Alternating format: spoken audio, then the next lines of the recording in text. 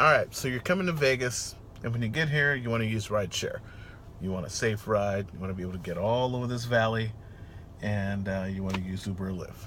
Not a problem. Here's how it works. When you come to Vegas, you're going to fly into Las Vegas McCarran Airport. You're going to fly into either Terminal 1 or Terminal 3. Majority of people fly into Terminal 1. Terminal 1 is where Southwest is.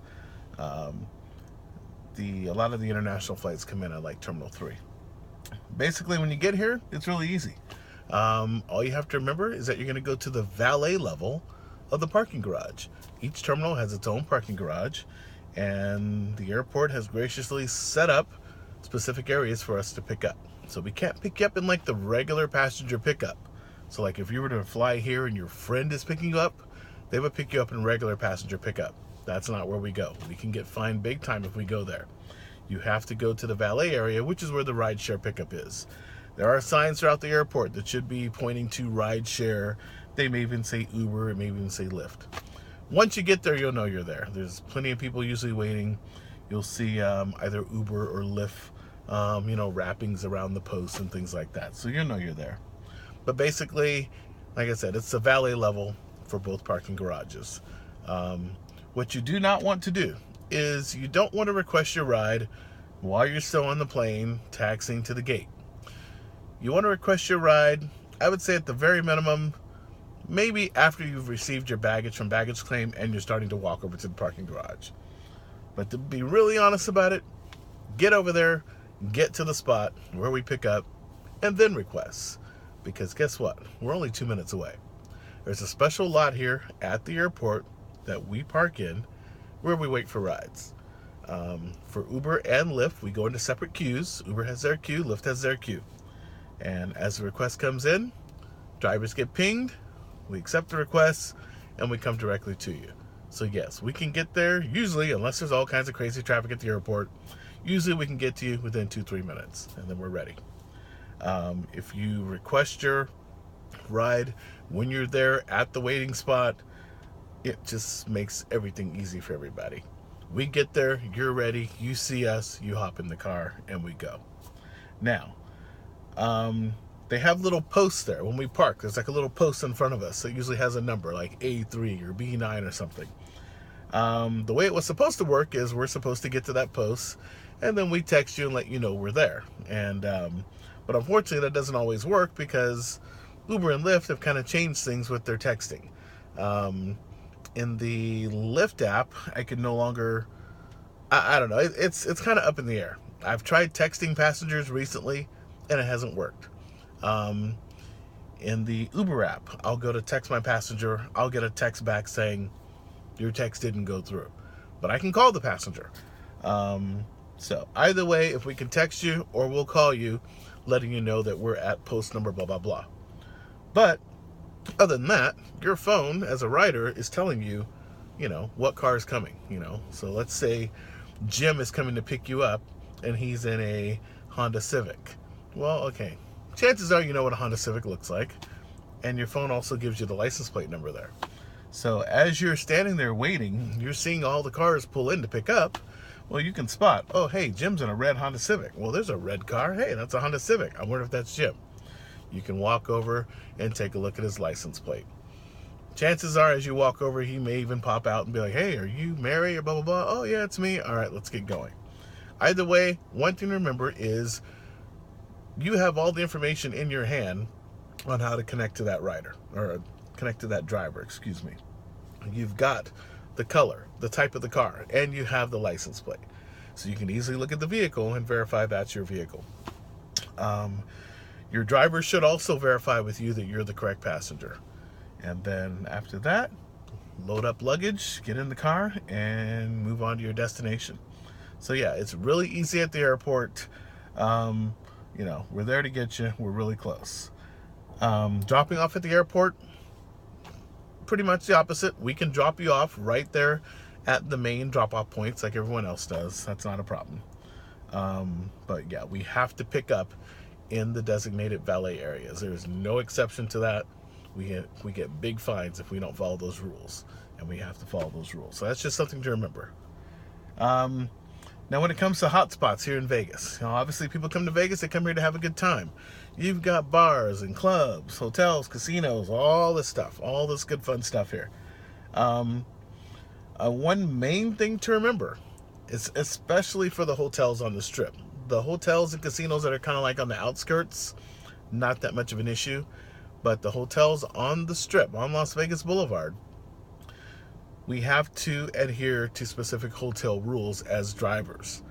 On Las Vegas Boulevard, that main thoroughfare called the Strip, we are not allowed to pick you up on that street. It is completely illegal. As far as I know, it's even illegal for the cabs to do it, but sometimes you see it happening. We cannot pick you up there. We cannot drop you off there. We have to drop you off and pick you up at designated hotel pickup and drop-off points. Another thing to remember, all these hotels and casinos that are here, that's private property. So whatever they say goes. If they say we can drop you off at the front and we have to pick you up at the back, it's not our fault. That's what the hotel has designated as a spot for their location. We have to follow those rules. Yes, there are drivers out there that will just do whatever the heck they want. Unfortunately, these are not professional drivers. All drivers should be following the rules of the hotel. The hotel can ban drivers from going to their property if they continue to not follow the instructions. For instance, I'll give you two new changes that have happened recently. The Venetian has moved. We can drop off at the very front at the Venetian, which is good. Like I said, normally we can drop off at the front. People have luggage and stuff. The hotels don't want to be, complete dicks about it. They understand you may need to go in right from the front with your luggage and everything. But the Venetian, we can drop off at the front, but picking up is now been moved to their mall valet. They've created an area there where they actually have seating. It's inside the parking garage, so it's covered. So on the hot days, it's not too bad. If for some reason it's raining, it's not too bad. And we pull up, we pick you up, you hop in the car, and then we exit out of the parking garage. Mgm Grand has just done the same thing, actually, just within like the last week and a half here. We drop off at the front, but now their pickup has been moved to their east parking garage, right on the first level there. They made it pretty easy to get in and out there. Unfortunately, we have drivers that just aren't using common sense, and they're just driving through, stopping, picking up passengers when I think they should just park in the provided parking spaces, have the passengers come to them, but to each its own. But it actually works out really well. Stratosphere, for one. We can drop off at the front, but their pickup is now at the back. So yeah, anytime you're confused on where the pickup location is for the hotel you're at, just ask one of the valet guys. Ask any of the employees, hey, where's your rideshare pickup area? And then they will point you in the right direction. Go to that rideshare pickup area and then request your ride. There are cars throughout the Strip all the time.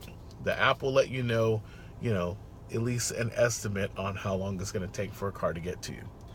Now, these apps are not 100% perfect. I've actually had instances where I got the request. I've arrived at the location. I'm sitting there waiting because I don't know what the pasture looks like. I'm sitting there waiting.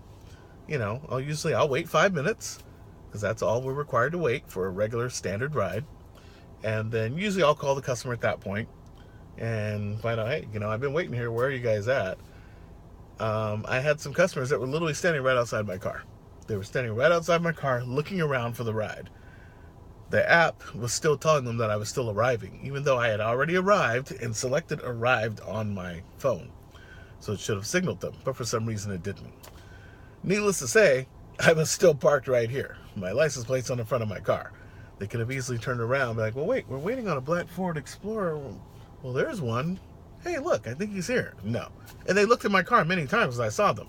But like I said, I had no way of knowing that they were my riders. There were lots of people out here, lots of cars coming. So it happens. Let me think. Anything else regarding pickups and drop-offs? I think that's pretty much it. Let's see here. Yeah, I think that's pretty much it. Like I said, the majority of the ones are the hotels and the casinos. The whole bottom line about it is it's all about safety. So as long as we can pull in somewhere to pick you up, that's the most important part. So those are your tips. If you're coming to Vegas, you're going to be doing rideshare, and you're using Uber and Lyft. And hey, people, please be respectful of your drivers, okay? Remember, Uber does not give us these vehicles. These are our vehicles. We're using our gas, our phones. We're paying for all this stuff. The only thing Uber and Lyft give us is money to provide the service. So now, granted, okay, yes, there are some rental programs. You may be in a car where, maybe someone with Lyft is doing the rental program. But majority of the vehicles, especially larger vehicles like this, whatever, that you're going to see, these are our vehicles. So respect our vehicles, respect us, we'll respect you. Be courteous, be nice, whatever. Do your best not to slam doors. A lot of cars, have been created pretty much within the last 10 years. So there's just really no need to slam the door. I mean, it's really simple. You just, simple. I mean, nice, solid, done. All right, I think that's about all I've got for this video. So hopefully this will help anyone that's coming to the Vegas area. When you get here, enjoy yourself, have a good time. We appreciate you coming here and putting more money into the economy. For one, I hope you win. Yeah, I still like to gamble a little bit. I like to have some fun. But other than that, peace out, and we'll see you in Vegas.